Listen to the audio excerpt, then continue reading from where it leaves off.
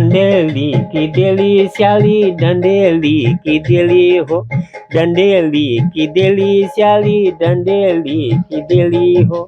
दाग लगी जाल चोरी, दाग लगी जाल चोरी, लुको ते धमेली हो, लुको ते धमेली श्याली। बोलिए हटाओ, तुम्हारी शक्ल देखने को दिल नहीं कर रहा है और किसी दिन मैं रात को ही काट दूंगी। मैंने कहा ऐसे मत।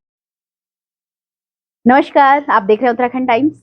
मैं हूं आपके साथ रेखा भंडारी। जी हाँ, इस वक्त मैं देहरादून में हूं और जिस तरह से उत्तराखंड टाइम्स का एक उद्देश्य है कि आपको उत्तराखंड के कलाकारों से भी मिलाने का। जी हाँ, तो ऐसे ही एक कलाकार है, हास्य कलाकार उत्तराखंड के, जिनका नाम है कृष्णा बगोट। जी हाँ, हम उनके स्टूडियो के बाहर हैं और आइए उनसे मिलते हैं। क्या कर रहे हैं वो आजकल, चलिए।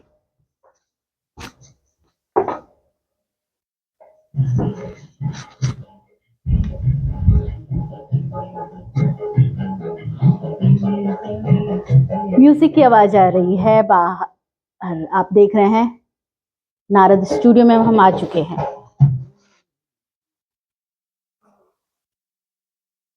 सर नमस्कार। नमस्कार नमस्कार नमस्कार। जी हाँ, नहीं कंटिन्यू रखिए आप। अच्छा कंटिन्यू रखूं मैं। हल्का साउंड। हाँ अभी एक डंडेली की डेली श्याली, डंडेली की डेली हो। जालो छोरी दाग लगी, जालो छोरी लुकोते धमेली हो, लुकोते धमेली श्याली, लुकोते धमेली। अभी ये गाना डमी बना रहे हैं हम लोग और ये संतोष खेतवाल जी गाएंगे इसको। ये है। बैठिए बैठिए बैठिए बैठिए। आइए, आप लोगों का स्वागत है।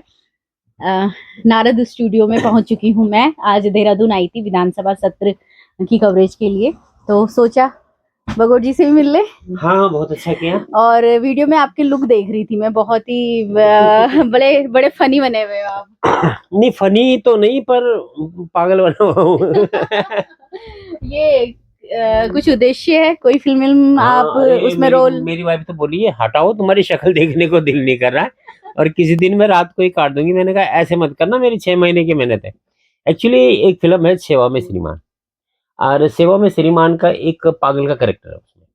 तो बल्कि वो कह भी रहे थे कि दाढ़ी लग जाती है, वो बाल भी लग जाते हैं, तो ये करने की जरूरत नहीं। मैंने कहा जो नेचुरल है वो नेचुरल ही है। अभी तो मैंने नाखून कटा दिए, मतलब और मेरे नाखून इतने बड़े बड़े हो रखे थे, और लेकिन नाखून से मुझे क्या दिक्कत हो रही थी कि एक तकिया भी नहीं उठ रहा था मेरे से। तो नाखून काट के बाकायदा रखे हुए हैं, और जब शूट होगा तो उसको चिपकाएंगे, उन्हीं को चिपकाएंगे। तो उस तरह का एक कैरेक्टर है सेवा में श्रीमान, उसके लिए पागल है। जैसे उत्तराखंड की जो फिल्में बनती है तो एक है, होता है कि बच्चों के लिए अभी तक कोई फिल्में ऐसी नहीं बनी, तो सुना है कि श्रीमान, सेवा में हाँ श्रीमान ये फिल्म बच्चों कुछ पर है, पूरी शिक्षा पर, एजुकेशन पर बेस है। और प्राइमरी एजुकेशन, ये नहीं कि बहुत हाई फाई एजुकेशन, एक छोटी सी पहली से लेकर और 5वीं तक की जो शिक्षा होता है, वो शिक्षा कितनी महत्वपूर्ण होती है और उसकी क्या क्या बेनिफिट्स होते हैं। और उसके बाद तो सब पेपर है, डिग्रीज है, लेकिन पढ़ाई जो है इसी यही होती है कि कितना जरूरी है। तो ये उस तरह की पूर्ण रूप से शिक्षा पर और बच्चों पर बेस है। इसमें बच्चे ही कैरेक्टर हैं ज्यादा, एक सिर्फ वो टीचर है और एक और कैरेक्टर है जो विलेन कैरेक्टर है, बाकी सारे बच्चे ही हैं इसमें। कहाँ शूट होनी है? इस फिल्म ने रिखणी खाल बरई गांव में शूट होनी है, और बल्कि हमें स्कूल ढूंढने में बड़ी दिक्कत हुई, वो स्कूल ही नहीं मिला वैसा। फिर हमें ऐसा स्कूल मिला जो सचमुच भ्रष्टाचार की भेंट भेंट चढ़ा हुआ स्कूल है वो। मतलब जब से वो स्कूल बना है उस स्कूल में पढ़ाई ही नहीं हुई है। तो वहाँ के जो प्रधान लोग हैं तैयार हो गए वहाँ शूटिंग के लिए? एक्चुअली में वो स्कूल जो है सरकार की लिस्ट में ही नहीं है। अच्छा। मतलब जब वहां पर एक नया स्कूल बना, उसी के पास में एक नया प्राइमरी स्कूल बना, तो अक्सर ये होता है कि जब स्कूल बनता है तो उसका हैंडओवर दिया जाता है, कितनी कुर्सियां, कितनी चेयर, कितना हो। तो पूरा जो नए वाले टीचर है उसका हैंडओवर ही नहीं मिला उसका, क्योंकि वो लिस्ट में ही नहीं था। वो पता नहीं कब का, अंग्रेजों का टाइम का बना ये हुआ रियल कहानी? हाँ वो स्कूल तो रियल है। मतलब शूटिंग के लिए अब जो आप ढूंढ रहे हो, हाँ तो उसकी भी कहानी कुछ ऐसी उसकी है? भी कहानी है। वो स्कूल हमें ऐसा मिल गया भगवान की दया से, उसमें कोई रोकने टोकने वाला भी नहीं है, ना कोई सरकार, क्योंकि सरकार की लिस्ट में तो है नहीं। और वो जो ग्राम प्रधान है, ग्राम प्रधानों के उसमें तो ये स्कूल आते नहीं है। तो वो अच्छा स्कूल मिल गया, हम आराम से उसको जितना मर्जी पेंट करें, जितना मर्जी जो जैसा चाहे हम उस स्कूल को इस्तेमाल कर सकते हैं। जो आप फिल्म बना रहे हो तो उसमें भी तो ग्राम प्रधान का कुछ रोल है। हाँ, ग्राम प्रधान का तो मेजर रोल है इसमें। तो एक्चुअली में क्या है कि ये हमारे गाँव में, उत्तराखंड में कई ऐसे जगह हैं, और ये मैं एक गाँव में गया था टिहरी की साइड में, घांगी। हाँ, गोंग गुठियार के हाँ, गाँव गोठियार के वहाँ। तो वहाँ मुझे पता लगा कि यहाँ से 14 किलोमीटर एक गाँव है ऊपर, और उस गाँव में अगर आप जाओगे तो उनको बोलोगे जी तुम्हारा प्रधानमंत्री कौन है? तो बोलेगा नंदू। वो बोलेंगे शिक्षा मंत्री कौन है? नंदू। मुख्यमंत्री कौन है? नंदू। राज्य मंत्री कौन है? नंदू। प्रधान कौन है? नंदू। मतलब उनके नज़र में राष्ट्रपति कौन है? नंदू। मतलब उनकी नज़र में पूरा आईएएस, आईपीएस पूरा जो सब कुछ सब नंदू है। क्योंकि वो नंदू के अलावा किसी को जानते ही नहीं, और नंदू ही उस गाँव का प्रधान है।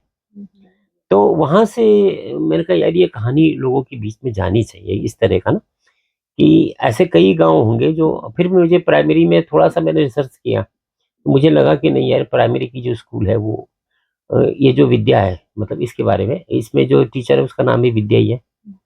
एक टीचर ट्रांसफ़र होके आती है वहाँ पर, जो एक भ्रष्टाचार की भेंट चढ़ा हुआ है, और इसमें बहुत सारे भ्रष्टाचार खुलेंगे। इसमें तो एक टीचर ऐसा ऐसा भी है, हल्का कॉमेडी भी है इसमें। एक टीचर तो ऐसा है जिसकी वाइफ़ विधवा पेंशन ले रही है और टीचर सैलरी ले रहा है। तो इस तरह का सिस्टम, इतना सिस्टम खराब कर रखा है, वो है इसका। तो मज़ा आएगा लोगों को, मतलब इसका ट्रीटमेंट कब तक बन जाएगी फिल्म? टाइम तो लगेगा, ये साल तो जाएगा इसमें। 2025-26 में मिलेगी। हाँ, 26 में आपको मिलेगी, पर मज़ा आएगा, बहुत मज़ा आएगा, फ़नी बहुत है। एक एक वहाँ पे दुकान है, उस दुकान में एक लाला है, वो सिर्फ़ 10 का नोट पहचानता है। तो एक एक माचिस भी 10 का ₹10 की है वहाँ पर। अगर आप चप्पल भी लोगे तो वो भी ₹10 की है ना? और जो मूँगफली लोगे तो वो भी 10, टॉफ़ी भी ₹10 की है। मतलब एक टॉफ़ी ₹10 की है। तो अब वो मार्जिन कैसे निकालता है, वो जैसे ₹200 की चप्पल आती है, उसको वो ₹10 दे देता है। लेकिन वो टॉफ़ी भी तो ₹10 की दे, वो मार्जिन वहाँ हो, उसको एक ही नोट पहचानता होगा बस, ₹10 का। मतलब इस तरह की ये कहानी है। चलिए ये तो आपकी फिल्म की बात होगी, व्हाट नॉनसेंस क्या चल रहा है? ये पॉडकास्ट भी आपने ये शुरू व्हाट किया है? नॉनसेंस एक पॉडकास्ट है, आजकल पॉडकास्ट तो चल ही रहे हैं, तो मैं तो उटपटांग आदमी हूँ, पागल आदमी हूँ, आपको सन की, हमेशा उल्टा सोचता हूँ। तो इस पॉडकास्ट में हम कुछ अलग करने वाले हैं, कि मैंने ये सोचा कि जो लोग सेलिब्रिटीज़ हैं अभी, उनका तो पॉडकास्ट चलता रहता है। लेकिन अगर देवानंद, दिलीप कुमार, मतलब जो गुज़र चुके हैं, मोहम्मद रफ़ी, किशोर कुमार, इनका अगर पॉडकास्ट होता तो कैसा होता? और क्या-क्या इनसे सवाल पूछे जाते हैं, क्या-क्या इनके जवाब होते हैं। तो थोड़ा-सा रिसर्च करना पड़ा उनके लिए भी। तो अब उनकी शक्ल से जो मिलते-जुलते लोग हैं, उनको मैं इस पॉडकास्ट में लेके आता हूँ, और उनसे पहले तो वो, क्योंकि वो सवाल ऑलरेडी हैं उनके, जो पुराने इंटरव्यू वगैरह वो है, वो लाइव आके बोलते हैं उसको। तो अभी मुझे 2 कैरेक्टर मिले हैं, एक देवानंद और एक वो मिली है टुनटुन। उमा उमा क्या है ना, उमा नाम था ना, उषा नाम था, वो मिली है। तो अब नेक्स्ट एपिसोड उनकी शूट करेंगे। तो व्हाट नॉनसेंस ये है। और अभी हमारे उत्तराखंड के जो हास्य कलाकार थे, उनका भी निधन हुआ, उनको भी उत्तराखंड टाइम्स के माध्यम से श्रद्धांजलि। और क्या कहेंगे आप उनको लेके कि जिस तरह के वो हँसाते थे, तो कितनी क्षति हुई है अपने उत्तराखंड की इंडस्ट्री देखो, को? क्षति उत्तराखंड की जैसे भी हो, पर मेरी बहुत हुई है।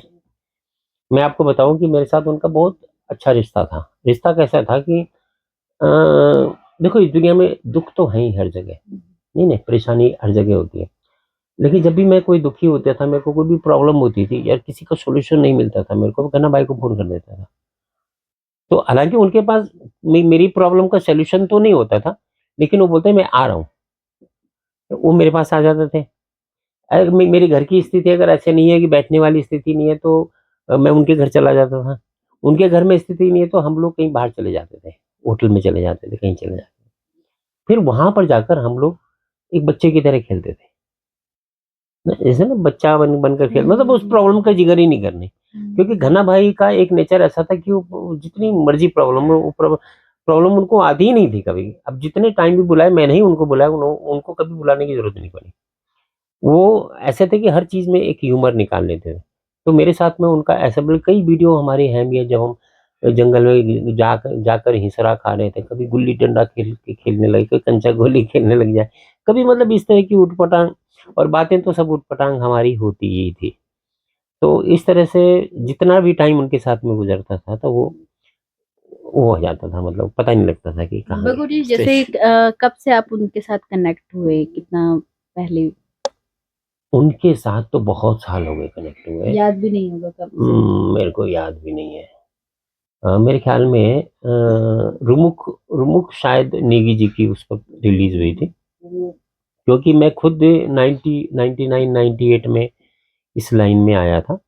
उसके 2-4 साल बाद ही उनसे मुलाकात हो गई थी।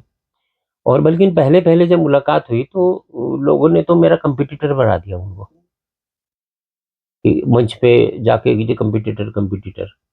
और मतलब होता है ना, उस टाइम मेरे को भी मालूम नहीं था कि क्या फ़ील्ड है ये, यहाँ भी किसी तरह की कोई राजनीति वगैरह ऐसा होती है। तो ऐसा लगता था कि यार हाँ, कॉम्पिटिटर है, कॉम्पिटिटर है। लेकिन जब हमारी मुलाकात हुई एक-दूसरे के साथ में, तब पता लगा कि यार क्या नेचर है, वो लोगों का क्या नेचर है, हमारा क्या नेचर है, खामख़ा क्यों लड़वाते हैं ये। बल्कि नेगी जी के साथ भी मेरा ऐसे हुआ। जब मेरी अभी ऑडियो कैसेट आई थी, मैंने अभी मंच नहीं किए थे। ऑडियो कैसेट ही आई थी और लोगों ने, क्योंकि मेरे पंच होते थे, जोक्स होते थे, व्यंग तो होते ही थे। तो किसी ने नेगी जी को बोल दिया कि वो जी ऐसा-ऐसा वो कैसेट आपकी रिलीज़ हो रही है, रण-भरण ये है। उस दिन नेगी जी ने पहली बार मैं 2 घंटे बात किया फ़ोन पे। जबकि मैं जानता भी, एक तो फैन था उनका। अब एक आदमी जिसके आप मतलब ग्राउंड लेवल के फैन हो, है ना? उसी का फ़ोन आता है और फिर ऊपर उससे आदमी से आपका झगड़ा होता है, उससे बहस होती है, तो आप सोच के देखो कि कितना इमेजिन होगा। इससे फ़िल्म भी बनी है। वही ना, हाँ, कितना कितना कितना वो लगा। तो फिर मैंने अब मैं उनको समझा भी नहीं सकता था, मैं कुछ भी नहीं था उनको समझाने के लिए। तो मैंने यही बोला कि वो था वो "जननियों को मरियो छो"। उसमें मेरा एक जोक था कि इतना सीरियस आदमी ना "गंजलून कुटियो छो मी सिलटो मत खींचियो छो मी अलाना फलाना"। मैंने कहा इतना सीरियस आदमी गाना कैसे गा सकता है? भाई इतना ही तो था, नहीं।